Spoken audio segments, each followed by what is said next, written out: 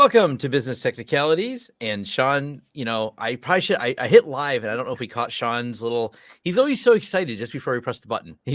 There we go. That's what anyone wonders what happens just before we go hit record and go live.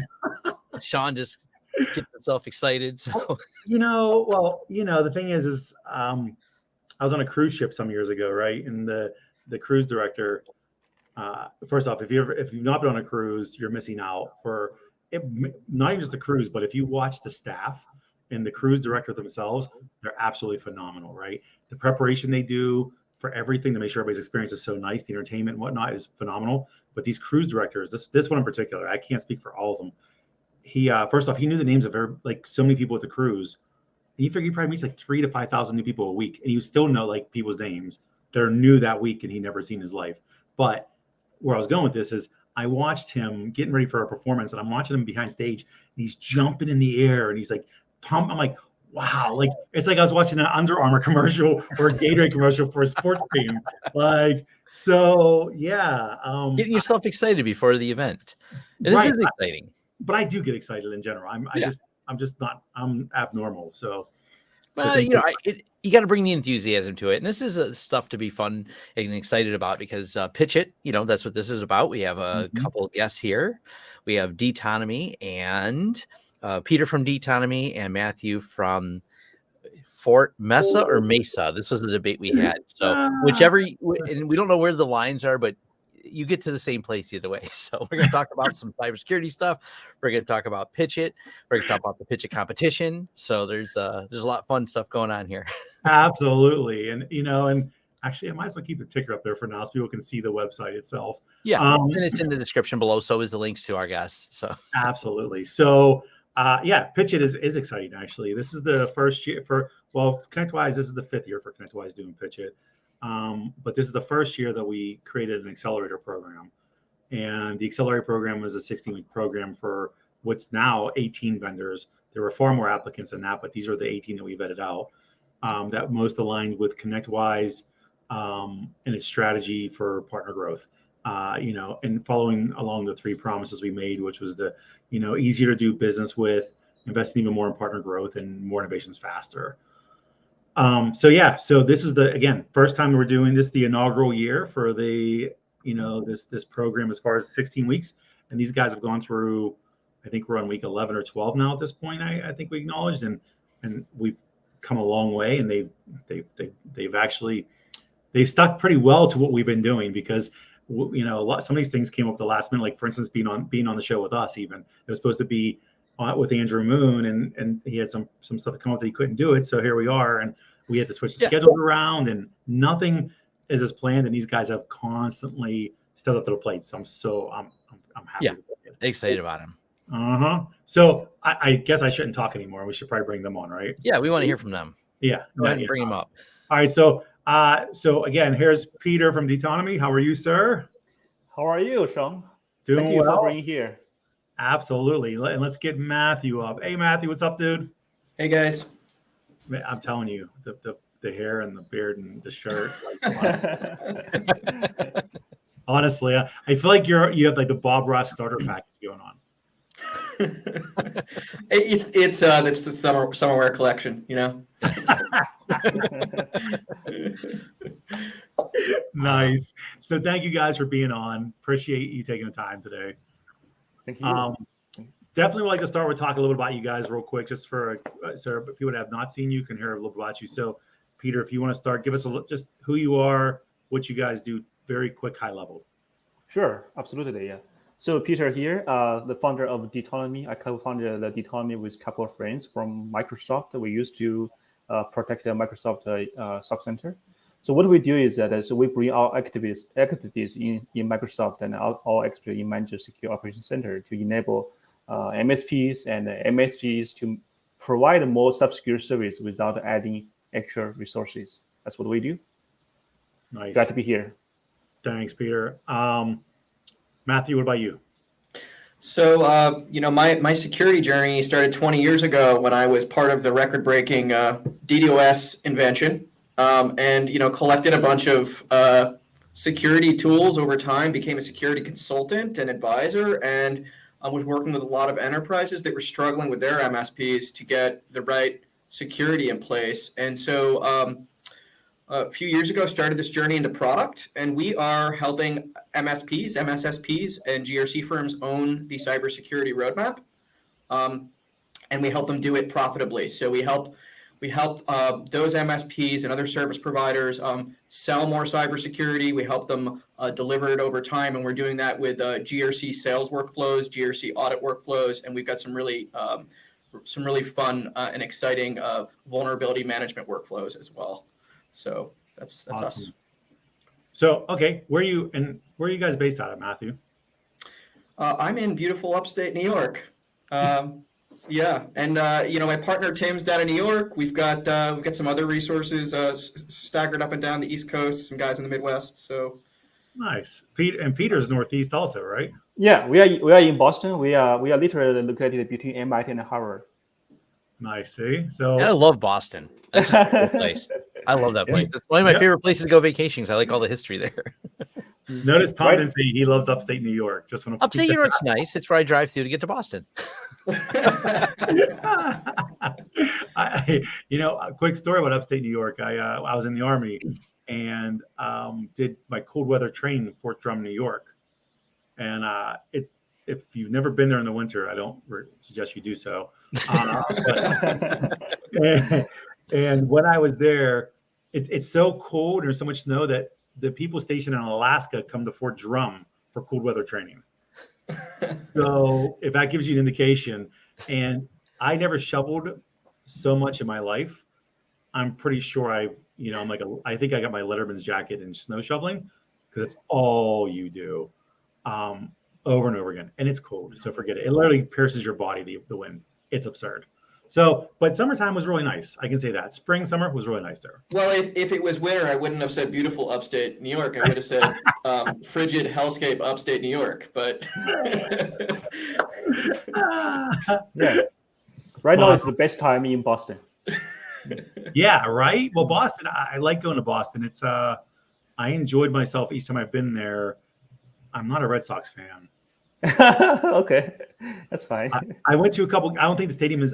It's great. Obviously, I love baseball, so it's like one of the meccas, that and Wrigley. But then you go there, and the seats are horrible, and you can't even turn your body. It's the weirdest thing. Well, Sean, I'm a Sox fan, and I live in Yankee territory, and it is it's a tough life. Yeah, what are you doing? What are you doing? Did you accidentally end up there? I mean, what? It was like first girlfriend introduced me to baseball, and you know how that works with teams. No, that's what happens with girlfriends because you want to impress them. You fall in love with everything. What I remember from that relationship is the Red Sox, but well, she left you a far worse, I suppose. So let's talk about this. So this is a good conversation for the hot topic of security, which is I was in a VoIP company before, and I was like, there's no movies about VoIP. No, there's nothing sexy about VoIP, right? But cybersecurity, they made a movie with the guy from Thor. Thor's in a movie called Black Hat. I mean, that's how sexy cybersecurity is, right? So, and it's such a huge ordeal now, especially with the digital transformation that's occurred, right? So, and so 3 years, you said, right, Matthew, when you started it? Yeah, and right around the time that the public stopped thinking of cyber as being a geeky thing and started thinking of it, just from a mainstream perspective. Now it's scary. It's scary because they've seen the failures and they imagine what could be. So it's and it can be sexy, right? The perception can be, and it was not the case 5-10 years ago. Well, and we glamorize it maybe almost too much. There's obviously a divide of people who go, Mr. Robot's awesome, or Mr. Robot, you're glamifying people who are hackers. But I mean, whatever, we've brought it into the mainstream conversation, to which I think is a more important topic because the users are a piece of that cybersecurity. We just don't have the ability to perfect the system so we can let the users do whatever they want. So therefore, we have to have a lot of controls around what they can and cannot do with this software. So I think the more conversations we have about it and the more it becomes part of the vernacular is just way better. Right. And on top of that trend, I noticed that even a small company, medium companies, they're starting to get more real serious about those kind of cybersecurity threat. I mean, cybersecurity used to be a a big concern of the financial companies, the big banks, right? And but now, like I think that everything is changing. I think that's opportunity for MSPs to add more business into their security business into their portfolio. Well, the conversation's easier when you have a common language. And, no one in the 90s, if I said cybersecurity, no one would have any idea what I'm talking about or why would you care? And I always laugh because that's when I started my tech journey. And it's like, we just telnet into things across the open internet with no encryption. Yeah. That's how life was back then. What do you mean we should encrypt this thing going across the internet that anyone can see? It would be absurd to think about that now, but that you couldn't have had those conversations easily because no one understood. Even back then, no one really knew what I did outside of the small geek crowd. Now, even though they may not know those technical details that are needed, bringing this into a conversation makes that starting point easier for sales and for what you need to make sure your business is properly secure. And thank you to some extent to the insurance companies, because they've made it kind of a non-option for the people now to bring the conversation to the MSP. Yeah, well, I've seen a Can I big just share change this here. for a second? I'm sorry to interrupt. Yeah. I'm sorry, Travis, for seeing your comment. Yes. Sorry, Tigers fans. Well, Sorry. I've seen a big difference in education in our community here. 5 years ago, when I were talking to service providers, I was trying to help with security from an advisory perspective, talking about control frameworks, right? They said, oh, those are those things that the auditors talk about, those checklists I don't care about because they're just like generating paperwork. And, trying to convince them that, there's some science to security architectures, right? I don't have to have those conversations anymore. When I say my software helps you deploy a control framework over 2 years, they say, oh, great, it's complicated as heck. I could really use some help. And which control frameworks do you support? And then it's a totally different knowledge space now. I think part of it, well, there's a big piece here though too. The early frameworks weren't true. They made auditors happy, but they didn't make you secure. So I could pass a old style compliance audit and still be insecure. Now that they're mapped better, that they've matured, they actually are more actionable. When they're done with this, you have a better security posture, not just something on paper that makes an auditor happy. So I think that's also, it's been a challenge. It's like in the early days, we used to call them paper MCSEs in the 90s. The certifications are like kind of meaningless. You meet people who are certified but weren't good at their job. Circle back today, people have some of the more respectable certs. You're like, oh yeah, that person didn't get that cert by accident. That was hard work that was there. And we're seeing the same with the frameworks as they mature. So I think that's helping that conversation a lot as well. Yeah, I agree. I mean, everyone loves CIS now, right? When I was talking about that a few years ago, they said, what's that? We need NIST or we need ISO, right? And now you have federal regulators like FinCEN recommending CIS over the NIST standards, on their guidelines page. It's pretty interesting. Yeah, I think on the other hand is like the hackers are getting very crazy, and especially they are automating all kinds of attacks, right? And so nowadays, like even everyone in the company, they're probably all like victims of those kind of phishing emails. And the more they receive, the more they realize the importance of this kind of cybersecurity, and now they understand more about the phishing, or maybe more about like web shell attack, those kind of things that make it easier for people to communicate the values of cybersecurity to everyone and link to everyone's life here. Totally agree. So honestly, I feel like I shouldn't even say a word at this point because you guys are doing such a good job without me. I'm just gonna sit back and let me know when it's over. I'm gonna get. So you guys came up through this all. We talked about the past of this. We know that cybersecurity wasn't so profound, but and I had this debate not that long ago with actually Jay Ryerson, which is one of our heads of cybersecurity here at ConnectWise, and an MSP that's very renowned within cybersecurity. And we were talking about the difference between products and people. What's more important when it comes to cybersecurity? Because you can have a product, but the users are typically the ones that start off the problem with cybersecurity, right? They're usually, no matter how good you can never build a product that's ever going to be airtight to stop me from clicking on links. I'm like a wrecking ball. I'm like Miley Cyrus, and I'm coming in like a wrecking ball every single time. I mean, Sean's the sales guy. He's the danger.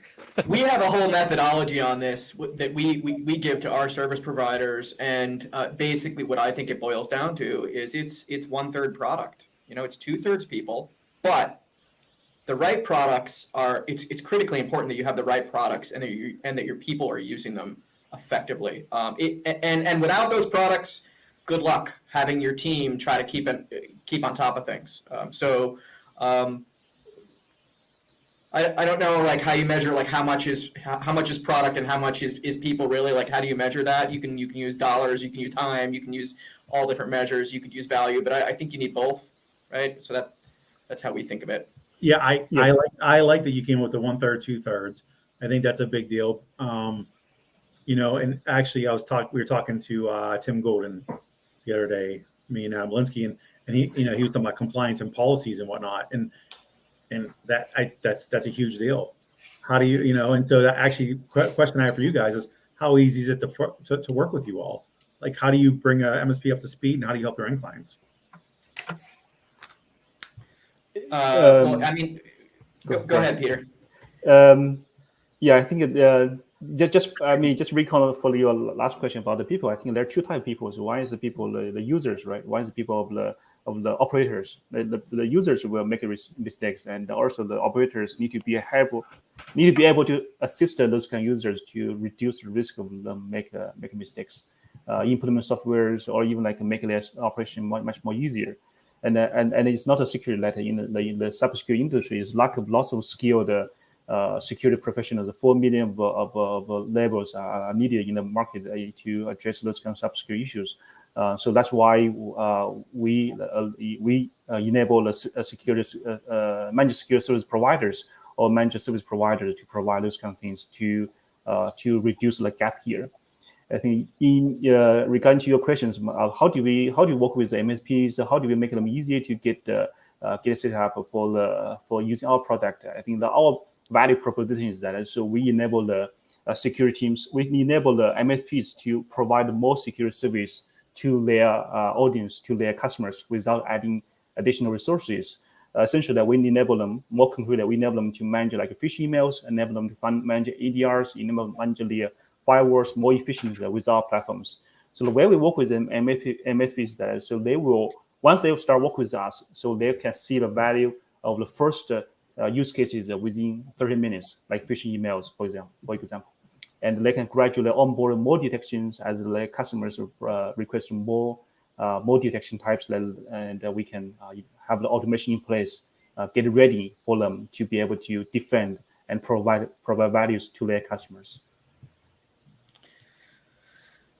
So I don't know what analogy I would use. Up to speed is a difficult one because I don't think anyone ever gets up to speed with security. It never ends. There's no end to that journey, and the stakes are, you have to climb up that ladder forever because the stakes keep being raised, right? More and more damage is possible, and the attackers get more and more sophisticated, and of course, the whole technology space rotates out from under us techies all the time, right? So that never ends. But there is a little bit of a journey, I think, from the service provider perspective. Learning how to sell security is critical because it's not just a sales skill, right? You're teaching your team, you're aligning your product around this idea of explaining to the customer where they're at and where, based on the rest of the industry or based on the risk, they need to get to, right? And the customer needs to buy into that. They got to buy into that, and it's not going to happen in one day. It's not something you can do in a week, right? The customers, particularly in the case of service providers, where you have a bunch of customers at different maturity levels, different need levels. Hopefully, you've tried to target your customers with ideal profiles, but the reality is they're all at different levels. You're moving through that in a journey, but once you have those sales skills around what they have and what they need, right, you're able to really match them with the service delivery, right? What your team can do over time. And so that, we do some during onboarding, we teach them how to use a security framework to push that sale process, right? Frameworks were not invented by us. They were invented by smart people all over the planet working together. And this is literally the best practice you could have, right? Aligned with the standards. You don't get to invent them. relate that to your customer, learn how to tell your customer the story about how they relate to those standards. And then everything else just trickles down. For us in particular, we're lucky because we're selling GRC, right? This story of how do you improve security over time? It can be told in this GRC, this common language you talked about, Tom, right? So, I mean, and that just flows from the software, right? And those tasks flow out of our software on a scheduled basis over usually co-terminating with whatever the contractual agreement is with the customer. If you're on a 1-year contract, that's the security plan you have. It's over a year. So we're lucky in that respect that we don't have to rush through it, right? Sure. The MSPs are building their sales skills slowly. They're improving their service delivery slowly, and the customers are improving their maturity and their understanding over time. So is it more about selling it accurately? You said about selling it. I agree is very important. Is it about setting the expectations and making them understand the use case scenarios around it? Because it's one thing, what you find in technology, if you're an MSP, and we use MSPs because they're the best example, they'll go to talk to they're going to their baker. There's a bakery, they're going to make their client. They start using all this technology vernacular, and the baker's like, I make cakes. Right? Yeah. What are you talking about, right? So, and so what happens is they lose the understanding of what's happening. So how can you possibly develop somebody when they don't know what language you're speaking to them in the first place, right? So is it really about selling it right, or just educating them in the right way to understand how it relates to them? Well, I mean, we have extensive playbooks on this, written playbooks. We have training to help MSPs learn how to have that conversation. But if we just look at standards, right, the latest version of CIS, version 8, it says, hey, look, we can make this simple. If you're a small business and you're only worried about availability, like that's the baker, right? You're worried that your POS system will be down or your oven will get hacked. I don't know. If all you're worried about is that the machines will stop working, here's your baseline, right?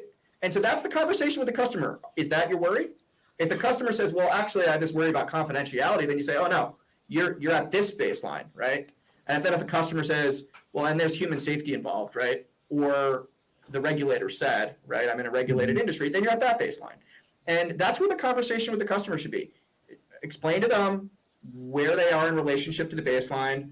Unless your customer is super technical or you're in a co-managed situation, having those technical conversations about this security product or that security product will usually just create more confusion with the customer instead of more understanding. Agreed. Right. Yeah. Okay. So, and so for you guys, and well, actually, Peter, go ahead, say what you want to say first, because I have another question after this. Oh yeah, so I just wonder what at one point is that. So there's a little bit here like of user segmentation, right? So for users, some users that don't know anything about cybersecurity, some they know a little bit.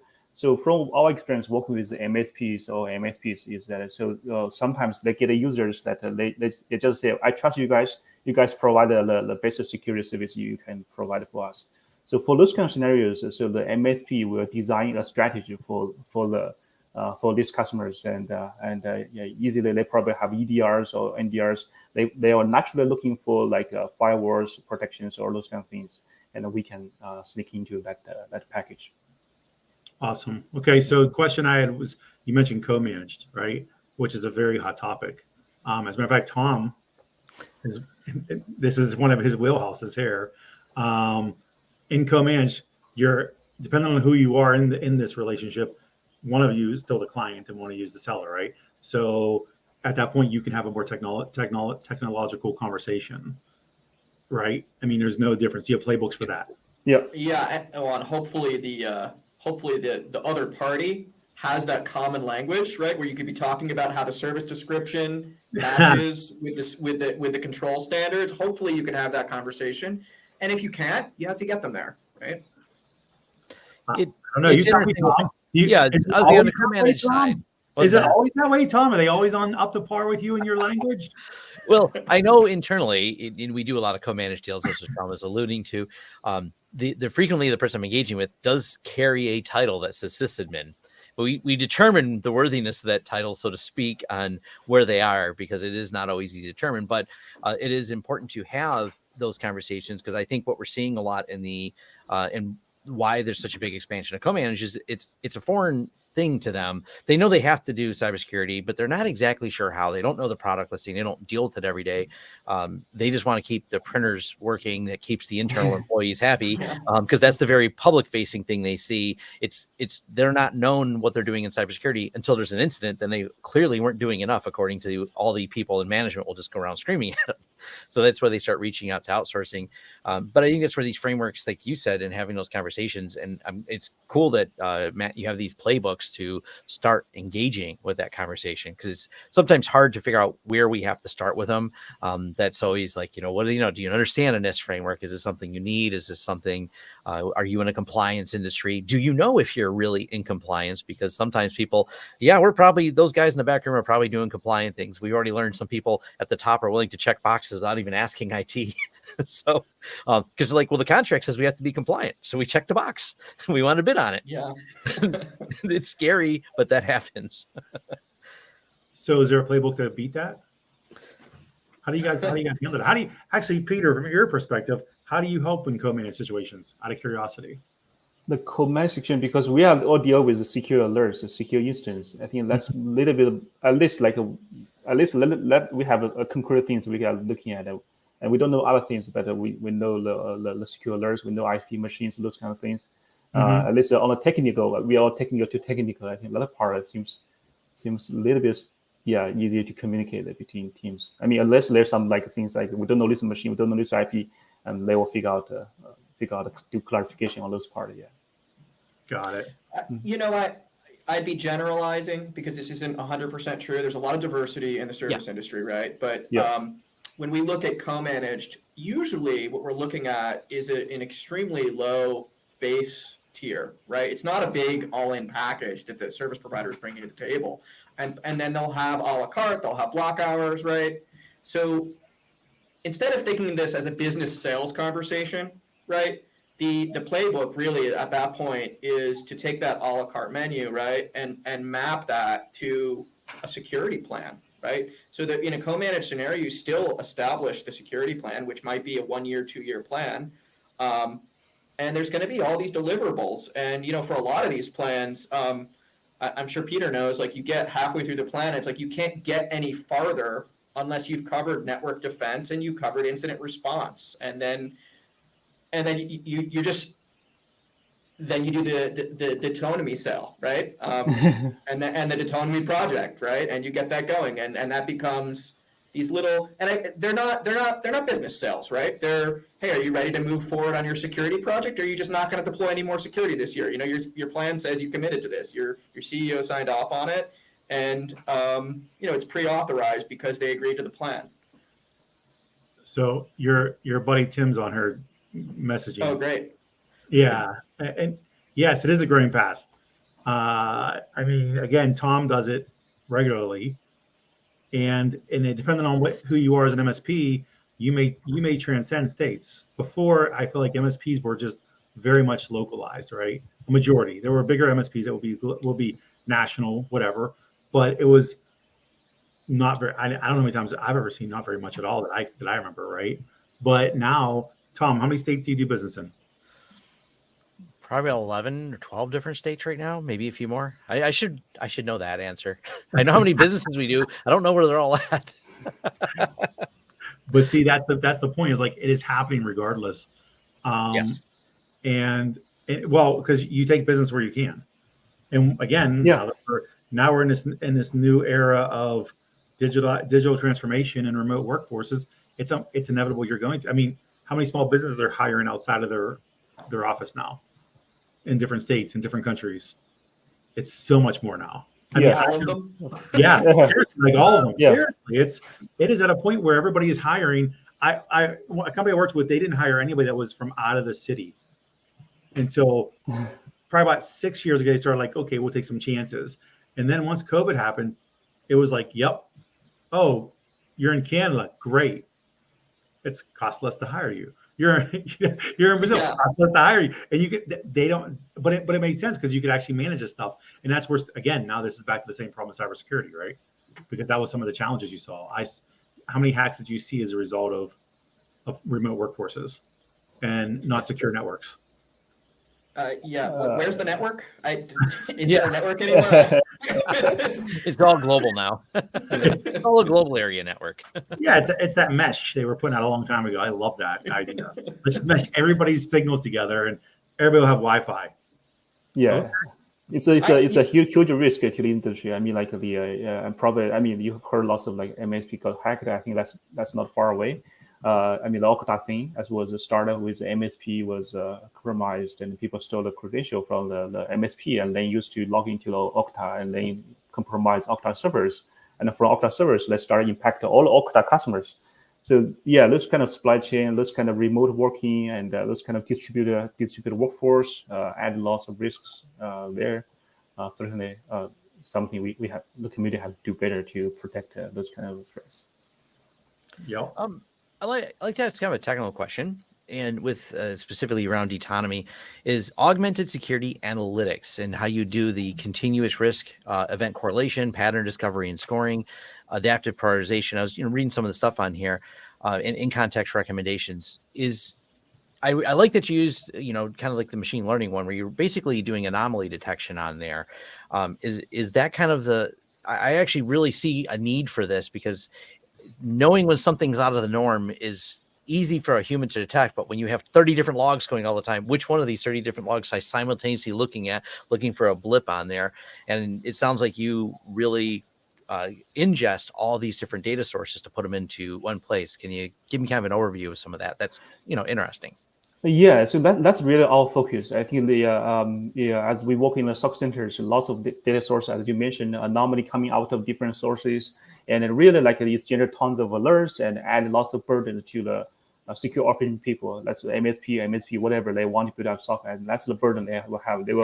Typically they have to grow or scale by hiring the secure analysis 7 times 2024. So that's the challenge, that's the risk. I mean, as a security analysis, we all know how pain to deal with those kind of security issues. So that's why we focus on using collecting signals. I mean, the anomaly signals or the risk signals into our platforms, augmented with the intelligence, augmented AI intelligence, as well as automation to enable them to scale up the monitoring service for their clients.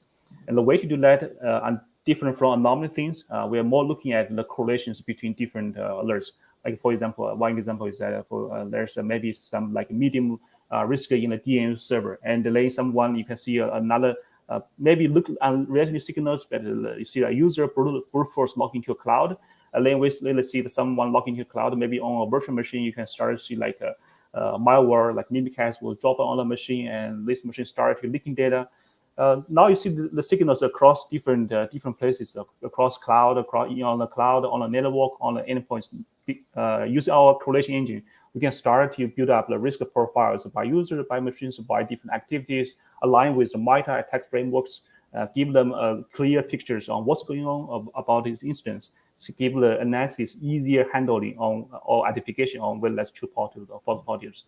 And down the road, they can even automate if they have provided response service. They can automate with their clients to automatically add the block list or the allow list, those kind of things. So everything is hooked up and make it easy for security teams to manage and respond to those kind of security issues. I'm starting to see this a little more, and it's an important aspect, because the anomaly is what you're really trying to, and often where the attack starts. So let's say someone compromised one of my user VPNs, and if I looked at Eric, and Eric's history is he logs in, he starts work at 9, he works till 5, he logs in from the same IP address all the time, 5 days a week. All of a sudden, Saturday at 2 a.m., Eric logged in. I don't think he's wanting to work some overtime. That's probably not Eric. He logged in from a different IP address. Google's kind of an easy consumer-facing thing that people see, because when you log into a device that you haven't logged in before, Google goes, "Hey, that's interesting." Facebook started doing the same thing. They go, "Usually log in from Detroit.com. We see it somewhere else. Why?" And I think that's a really important aspect, is to establish those baselines and pick up on those anomalies. It's kind of interesting. You're feeding from a lot of different places. Office 365, Splunk, Fortinet, SentinelOne. You have quite a few different things you ingest. I think that's pretty interesting. Yeah, I think people all like the stories. These are legitimate use cases, but in reality is that on a security view, they can see lots of this kind of anomaly signals. Anomaly stuff actually becomes an anomaly in the secure analysis view. So we need to be able to enrich context. I mean, even for the remote force logging stuff. So we typically see people logging in, use VPN, logging into some places. I mean, they will 1 minute go in Japan, and later 1 minute later they are in US or New York or something. Yeah. So we see those kind of things a lot. I mean, but actually they're not like actual anomaly. So we need to be able to automatically like bring more context. Through one clients, we bring them like the physical packet swapping informations, and so they can know where's the physical location of these kind of users. And the other portion is to take a risk approach. Like you see people logging in, what do they do afterwards? Do they actually do something bad on that machine, so that they can see the risk continuous growth, and the company can decide a strategy based on their risk tolerance rather than just only isolated signals. Yeah, no, that's awesome. I'd actually love to ask Peter a geeky question here, because watching what he's talking about was not possible a few years ago. No geeky questions, Matt. It's not a technical discussion. So this wasn't possible a few years ago. What he's talking about is pretty cutting edge stuff. We just had the zero trust wave has crashed, and in the wreckage, we're seeing actually people are changing their practices, right? And we've got this Beyond Corp architecture that was published by Google, right, for contextual access permissions. We've got some automated is maybe not a fair word for what Datonomy and other similar architectures are doing, where they can really detect these anomalies in a way that's very sophisticated and it is in some ways automatic, right? I see that contextual awareness like wave crashing into this anomaly detection in a way that we are starting to see in the industry, but it's really not available to a mass audience right now. And I'm wondering, Peter, if you see certainly the standards groups are talking about this, right? Adding that to some of the high-end baselines. Where do you see, like, in terms of mass market adoption, are we going to be seeing the type of intelligence that you're putting together, meeting with, these contextual blocking of, hey, that user shouldn't be allowed to log into that app from Japan, because they were just in New York? Yeah, I mean, those, the things like that. I mean, we definitely need more contextualized, right? With more contextualized, so they can get a more accurate identification of true positives and false positives. I think probably. I mean, we are tapping a little bit into this new market. I mean, called XDR. I mean, probably ConnectWise or other vendors are doing this kind of XDR stuff. If that's what you mean, yeah. So I've talked with this MSPs. I mean, I do see. I don't believe that's some. I mean, that was a confused term last year. But this year, after I talked with tons of MSPs, and actually they start to really favor MSPs. The XDR versus the alternative XDR things. Yeah. I think this comes off the heels of a pretty large hack that happened in the last 48 hours right now. And we're trying to chain together what all is going on with that. It's an incident with an MSP in Kansas City. It's in the news already and things like that. But we think a lot of speculation here. If those of you that follow people that were posting in cybersecurity, there was a Russian forum post of, hey, I have access to this MSP with over 100 VMware instances. I need help exploiting them. Who wants to partner with me in it in a private forum? And within 24 hours of that, there's a large MSP that has a large public-facing VMware infrastructure gets hacked. I can't say for sure that these are there, but nonetheless, someone was in that network prior to, had access to, and no one was triggered. Of course, every MSP is going, wait a minute, I have a VMware infrastructure. Do I have as many endpoints as they're talking about? Am I that person?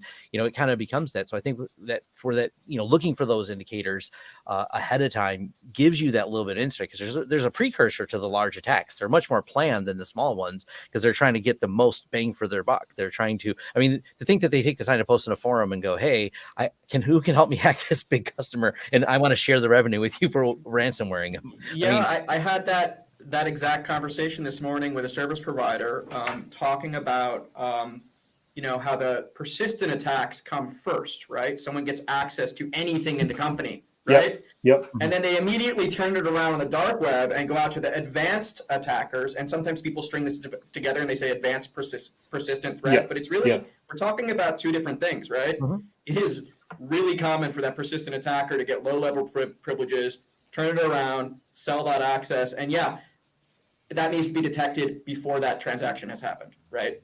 and shut down, because it's, once that advanced actor gets in there, good luck scraping them out, right? And that's what we're seeing right now in Kansas. Yeah. Yeah, that's scary. I mean, I guess some like threat intelligence vendors, they're close to monitor those kind of things. I'm not sure if anyone like stand out in this kind of instance, but I'm assuming like I don't want to mention the vendor's name, but I think they should be close and monitor those kind of things, give you guys early indicators. I've seen one thing interesting, like recently, like there's one vendor that they basically provide a free incident response service. So let's say you come to us, do the incident response, and we do everything for you guys for free. But we will get your information and we will notify everyone else in this industry about this kind of attack. So then everyone else will be getting notified quickly. That's one thing I think I saw interesting lately. Yeah. But and it's kind of twofold. I mean, you have the anomaly detection, and then for you, Matt, like what's your playbook for the MSP directly, maybe when you engage with them, of how do you make sure their house is secure? Is that part of that before they can sell it to their customers? I imagine you spend some time engaging the MSP about making sure their doors are closed. It's the same conversation, really. Yeah. Right. They're climbing this ladder with their customers, right? And as soon as they gain confidence in a control deployment, it's not just confidence of I know how to configure a thing. It's I know why I'm configuring the thing, and I know how to explain it to my business stakeholders. And from that, once you get there, right, you know how and you know why, right? Your customers are going to buy in, and it's easy to get that across the MSP. And I see that maturity growing, together really. But you're right that if an MSP can't keep their network secure, there's no way for them to protect the customer, right? That needs to happen. Yeah, it's getting them in compliance before they can sell compliance. I think just feels like it needs to happen. That's kind of that's interesting. Yeah. Looking at that company too, I seen just how much of their infrastructure were publicly exposed. Quick look on Shodan, quick look on DNS Dumpster. You're like, whoa, they had vCenter publicly exposed. I don't know if if that was where they got in, but boy, it doesn't seem like something that should have been publicly exposed for convenience. Yeah, that might be a good materials that MSP can use to sell the service, because they can easily find all the public exposing servers, right? And store credentials on the website. I mean, those are easy to. Yeah, and if you log into our dashboard, we're this GRC product. We've got some vulnerability workflows. We've got some other products we integrate with. You go in there from the service provider. You land in the service provider's security architecture, right? You have to see that when you log in, and then you make the choice to go into a customer. We're pushing them up the same ladder. That's great. No, that they need it. That's of course. It's needed as much as they're excited to go make some more money selling it. It's point those tools at yourself a little bit. We do that internally. It's just one of those things. I've talked to some MSPs that don't, or often when you read the differ report for an incident response in MSP, you learn they had a lot of things they weren't, they turned off 2FA or weren't even bothering enabling it, which I'm glad more of the vendors have said, this isn't an option anymore. You don't get to have 2FA off. Well, when a playbook, let's go to the 2FA because I was the biggest culprit of not using it. No one's surprised, Sean. But I have a reason. Okay. So, and this is universal reasons. We're now at a stage where we log into so many different portals and technologies and everything, right? There's no way you're memorizing things. There's no way, and that Google Authenticator shit sucks. I don't care anybody says. What? It's a pain in the ass. And then or save these digits because you're going to use them sometime late. No. Okay, think about it, because and you're expecting especially in a sales world too, traveling salespeople with that. They're constantly on the go, so they're constantly logged out, logged back in, et cetera, right? So you're expecting the power users. You're giving them path of most resistance. So how do we make that even possible, plausible, that it's an easy way to transition to start using it and be more safe, right? And obviously you can create some automation pieces and use platforms like Keeper and whatnot for passwords and all. But if you don't, what do you do? And how do you get me to buy into doing that on a regular basis? Does anybody? Well, look, the password managers are critically important. The standards say you have to use them for sharing credentials, for service credentials. You have you can't comply with today's current standards if your organization does not have that. And in the case of an MSP, those shared accounts, those are like you're going, it's a lot of MSPs, and this is it should not be the practice. Best practice demands something else, but you have shared admin accounts out at your customer site. It's actually a difficult problem to solve, not doing that. And there are some solutions in the industry. But look, MFA, yeah, you're going to have to deal with the Google thing. You're going to have to deal with the Microsoft thing, the apps on the phone. You're going to have to deal with that for the customers, right? I know. But for the service provider, look, like YubiKeys are like $25, right? Mhm. Every technician gets one of those. Like every website supports them. Yeah, I've got mine here. It's attached to my wallet. You know, it goes with me everywhere, and I don't have to think about it, Sean. Like I pop it in the machine, I press the button, and that's it. And it's really that's best practice today, and it's oftentimes the cheapest solution, right? Yeah, you put it around your neck, like from a you look like a maintenance real nerd. perspective, it's So those. so I'm gonna need that bedazzled. So I'm just saying, it has to. Again, the point is you got to make it as easy as you can to. Yeah. You got to take user error as much out of it as possible, even though you know they're involved, right? And that is a challenge, and it's a big time challenge. It took me years of fighting to start doing it, and that was after we started to automatically do some of the the MFA stuff, and then I was like, okay, once I got deeper and learned about that stuff and was able to authenticate through that, and and Azure and everything else, cool. But before that. Public service announcement here. Does everyone watching know that SMS text messaging does not count as multi-factor because you can steal a phone number for like $4? Yeah. That is correct. It's taking so long.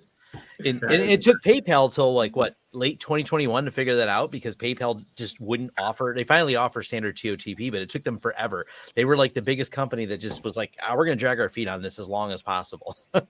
Yeah, well, because it was so simple and efficient, and people were like, "Oh, you're never gonna get." Kind of like there was the mentality of, "You're not gonna ever get my phone number." Although, like you said, you can buy that. You can look up any phone number at this point. Yeah, there's not one. And hijacking a phone number is pretty arbitrary. There's, Darknet Diaries did a few episodes on how easy it was to steal phone numbers and how sophisticated the people doing it are. And it's an entire underground business of getting people's phone number and targeting people. And, the crypto world made it better, or more lucrative, I should say, well, not better, made it worse, if anything, because targeting these people to get after their wallets. Like, there's some larger sums of money you can get, and many of these investors just put it behind a SMS, and that was it. So yeah, it was created kind of an underground world, and economies of scale made it cheaper. So yes, absolutely. So we got a few minutes left here, guys. So I told you there's like a really important question we ask everybody, and it's and actually we'll start with Peter on it, because Peter, my first well, in my first interview with Peter, he was like, my wife is a genius. She went to Harvard. They think that she created our product, and she didn't. So obviously, he definitely has a loving companion, and she's obviously smarter than him. No. Your love language. What do you think? Do you think you respond better to words of affirmation, or do you think it's acts of service, or receiving gifts, or time, or physical touch? Quality time, I think. Number 4, yeah. Number 4, quality time? Yeah. That's definitely. Okay. I like that. So they expect me to be with them like every night, have a dinner. I think that, they always care about that. That's nice. Yeah. That is nice. I try to do it with Tom. We have dinner virtually. Yeah. we're in 2 different cities, but we call each other and we send each other memes. It's kind of like I'm married and I send my wife memes, and I send the same ones to Sean. And it's arguable who has the better responses, because his wife is really funny, actually. Yeah. She's really good at this. Kind of makes me a little jealous. I have to up my game because I can't let her beat me. So, Matthew? I feel like I need ranked choice voting here. I'm going to go with a 1-4-5. I think words of affirmation. I think that communication's got to be there, right? It's so important to feeling valued and feeling value in the relationship. and the quality time sort of connected to that, right? Physical touch is in there. Yeah, I don't care about gifts, that's for sure. Like, I don't know if any guy we've asked the question to said gifts. Yeah. Not Always one the other guy. way. I think we're uncomfortable receiving gifts as a species. I think we're just uncomfortable. Wait, look at Louis' picture. I mean, is that like a 1970 car sales guy? Louis, that doesn't even look like you anymore. My God. But yes, Arby's is my love language. Or if it's Taco Tuesday, it's a local taco joint. It's and yeah, go ahead, argue that, right? Who doesn't like tacos? Oh, dumb people don't like tacos. Right. So, all right. Is there anything else we want to talk about? We have like 3 minutes left here. Yeah. Peter, any last words? Yeah. Let me think about it. Yeah, Matthew, you can go ahead. Oh, well, You got your show. Yeah. No, Matthew, please go ahead, buddy. Yeah, to all the service providers out there, please, if you haven't updated your service descriptions and your security bundling, like that has to happen annually. You have to stay up to date with the attackers and with what's profitable, right? And that changes. Products change, services change. Stay profitable, stay secure. Thanks, Travis. I agree. Sorry, Matthew. He had a far more important message than you.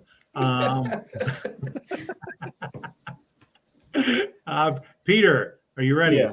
Yeah. I think while you are building your business, adding more security service into your offerings, I think it's important to think about how to automate, how to scale up. I think that's important to you for health growth of your service and your business. Yeah, the automation and scalability of it in this, I beat this up. A lot of people ask me about products. I talk on my YouTube channel about a lot of open source stuff. So people assume, oh, you're just going to go grab some random open source product and throw it into the client mix. I'm like, no. It has to be scalable. There's a lot of parameters I put around it. Right. And same rules apply really for any product from cybersecurity is how are you going to do this times several thousand endpoints that are being managed?